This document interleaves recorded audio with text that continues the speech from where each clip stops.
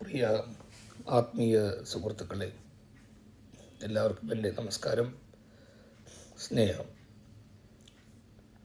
60 വയസ്സ് പ്രായമുള്ള ഒരു കലാകാരനോട് ടെലിവിഷൻ പരിപാടിയിൽ ഒരു ചോദ്യം.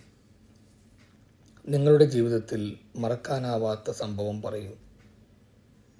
അദ്ദേഹം പറയുന്നു, ഞാൻ ജനിച്ച് 4 കൊല്ലങ്ങൾ വരെ എനിക്ക് സംസാരശേഷി ഉണ്ടായിരുന്നില്ല. പിന്നെ ശബ്ദം വന്നു തുടങ്ങി. അന്നു മുതൽ സംഗീതവും നൃത്തവും കുറേ കാലം അഭ്യസിച്ചു. ശേഷം അതുതന്നെ എൻ്റെ ഉപജീവന മാർഗമായി. അച്ഛൻ്റെ ഉപദേശപ്രകാരം എൻ്റെ അമ്മായിയുടെ മകളെ വിവാഹം കഴിച്ചു. ഞാനല്ലാതെ അവൾക്ക് യോഗ്യൻ ആരുമില്ല എന്ന് അച്ഛൻ ഉറച്ചു വിശ്വസിച്ചു. അതുകൊണ്ടാണ് എന്നെ ആ വിവാഹത്തിന് അച്ഛൻ നിർബന്ധിച്ചത്. അവൾക്ക് ജന്മനാ കാത് കേൾക്കുകയില്ല, സംസാരശേഷിയുമില്ല. റെയിൽവേയിൽ അവൾക്കൊരു ജോലി ഉണ്ടായിരുന്നു. എനിക്ക് സാമ്പത്തിക ഭദ്രത ഉണ്ടെങ്കിലും അവൾക്കൊരു ജോലി ഉള്ളത് നല്ലതാണെന്ന് എല്ലാവരും അഭിപ്രായപ്പെട്ടു. അവൾക്കും ജോലിക്ക് പോകാൻ വളരെ ആഗ്രഹമായിരുന്നു. അതുകൊണ്ട് അവൾ ജോലിക്ക് പോകണ്ട എന്ന് ഞാൻ നിർബന്ധിച്ചില്ല. എനിക്ക് നന്നായി പാചകം അറിയാവുന്നത് കൊണ്ട് പാചകങ്ങൾ ഉണ്ടാക്കുവാൻ അവളെ പഠിപ്പിച്ചു. അവൾക്ക് ചില നിറങ്ങളിലുള്ള വസ്ത്രങ്ങൾ നന്നായിരിക്കുമെന്നറിഞ്ഞ് നിറയെ ഡ്രസ്സുകൾ വാങ്ങിച്ചു കൊടുക്കാറുണ്ട്. വളകൾ, പൊട്ട് എന്നിങ്ങനെ അവൾ മനസ്സിൽ ആഗ്രഹിച്ച എന്തും സന്തോഷത്തോടെ വാങ്ങിക്കൊടുക്കാറുണ്ട്. ഒരു കൊച്ചുകുട്ടിയെ കാലത്ത് അമ്മ സ്കൂളിലേക്ക് അയക്കുന്നത് പോലെ എല്ലാം അവൾക്ക് ഞാൻ ചെയ്തു കൊടുക്കാറുണ്ട്. അത് കഴിഞ്ഞാണ് എൻ്റെ ക്ലാസ്സുകൾക്കും ഷൂട്ടിങ്ങുകൾക്കും പോകാറുള്ളത്. അവളെ സന്തോഷമായി കാണുന്നത് മാത്രമായിരുന്നു എൻ്റെ ആഗ്രഹം. എല്ലാവർക്കും എൻ്റെ പാട്ടുകൾ ഇഷ്ടമാണ്. പക്ഷേ ഭാര്യയ്ക്ക് എൻ്റെ പാട്ടുകൾ കേൾക്കാൻ കഴിയുന്നില്ലല്ലോ എന്ന് ഞാൻ പലപ്പോഴും ദുഃഖിക്കാറുണ്ട്. അവളുടെ കൈകളെ എൻ്റെ കഴുത്തിൽ വെച്ച് ഞാൻ ചിലപ്പോൾ അവൾക്കായി മാത്രം പാടാറുണ്ട്.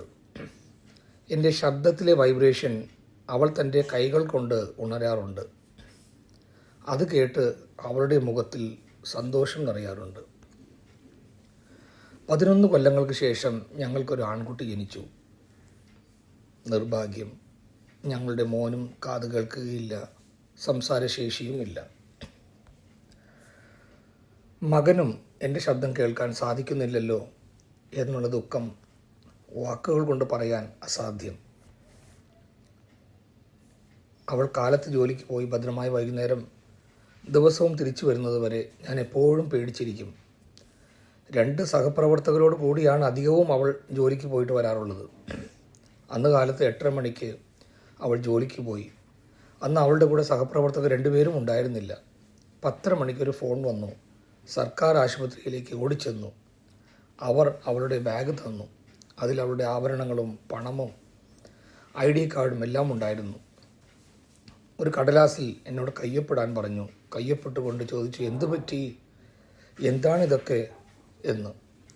ആശുപത്രി ഡോക്ടർ പറഞ്ഞു, മോർച്ചറിയിൽ നിങ്ങളുടെ ഭാര്യയുടെ ബോഡിയുണ്ട്. പോസ്റ്റ്മോർട്ടം കഴിഞ്ഞതിന് ശേഷം നിങ്ങൾക്ക് ബോഡിയെ കൊണ്ടുപോകാം. റെയിൽവേ ലൈൻ ക്രോസ് ചെയ്യുമ്പോൾ ട്രെയിൻ വരുന്ന ശബ്ദം കേൾക്കാതെ അതിൽ അവൾ മരണപ്പെട്ടു.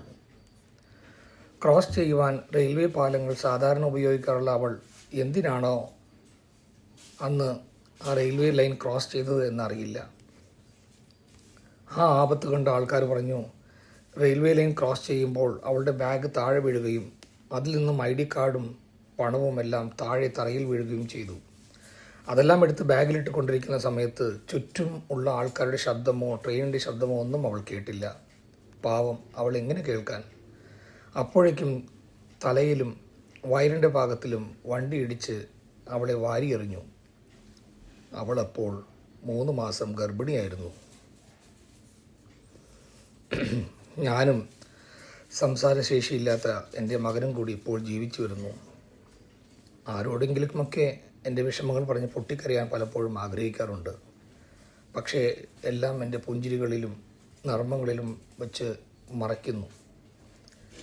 മാതാപിതാക്കൾ, പിന്നെ ഭാര്യ ഈ 3 മരണങ്ങളും മാതാപിതാക്കൾ, പിന്നെ ഭാര്യ, ഈ 3 മരണങ്ങളും എന്നെ സത്യത്തിൽ അനാഥനാക്കി. എൻ്റെ എത്രയോ വിദ്യാർത്ഥികളുടെ സംഗീത അരങ്ങേറ്റ പരിപാടികൾ ഞാൻ കണ്ട് സന്തോഷിക്കുമ്പോൾ എൻ്റെ മോനും കൈകൊട്ടാറുണ്ട്. പക്ഷേ അത് കാണുമ്പോൾ ഒരിക്കലും എനിക്ക് കരയാതെ വയ്യ.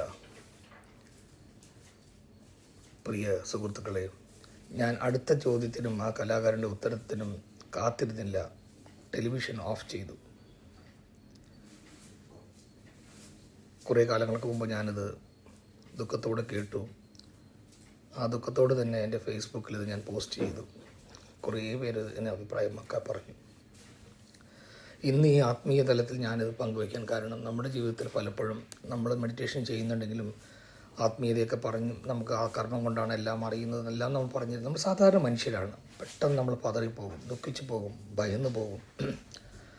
പക്ഷേ ആ സമയങ്ങളിലൊക്കെ നമ്മളെക്കാളും ജീവിതത്തിൽ പ്രാരാബ്ദങ്ങൾ അനുഭവിക്കുന്ന മനുഷ്യരെ കാണുമ്പോൾ തമിഴിലൊരു പാട്ടുണ്ട്, നമുക്കും കീഴേ ഉള്ളവർ കൂടി നിனைத்து പാർത്ത് നിമ്മതി നാട്.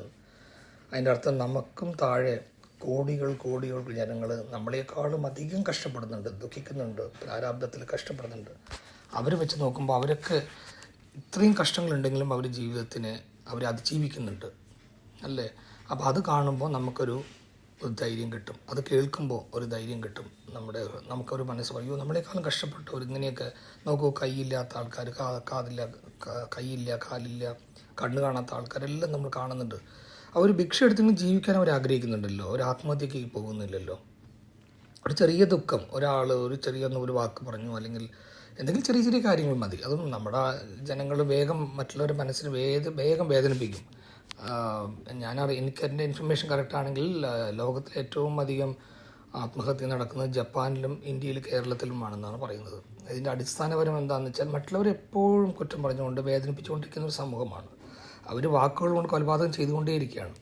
പക്ഷെ അതൊക്കെ അവർ ചെയ്താലും എന്ത് ചെയ്താലും അതിനൊന്നും ഒരു വില കൊടുക്കാണ്ട് നമ്മൾ ആത്മീയതയിൽ ദൈവത്തെ വിശ്വസിച്ച് നമ്മൾ ഇതുപോലുള്ള നല്ല മനുഷ്യരുടെ അതിജീവനത്തിനെ പറ്റിയൊക്കെ നമ്മൾ അറിഞ്ഞു വരികയാണെങ്കിൽ തീർച്ചയായിട്ടും നമുക്ക് ഇതൊന്നും നമുക്ക് മുൻകുറിക്കപ്പെട്ട ജീവിതമാണ് നമ്മൾ ഈ ജീവിതത്തിൽ. ആ ജീവിതം നമ്മൾ ദൈവഹിതപ്രകാരം അല്ലെങ്കിൽ കോസ്മിക് എനർജിയുടെ ഹിതപ്രകാരം നമ്മളെങ്ങനെ ജീവിച്ച് സന്തോഷകരമായി നമ്മുടെ യാത്ര പൂർത്തിയാക്കാം. എല്ലാവർക്കും എൻ്റെ സ്നേഹവും ശുഭദിനാശംസകളും. നന്ദി, നമസ്കാരം.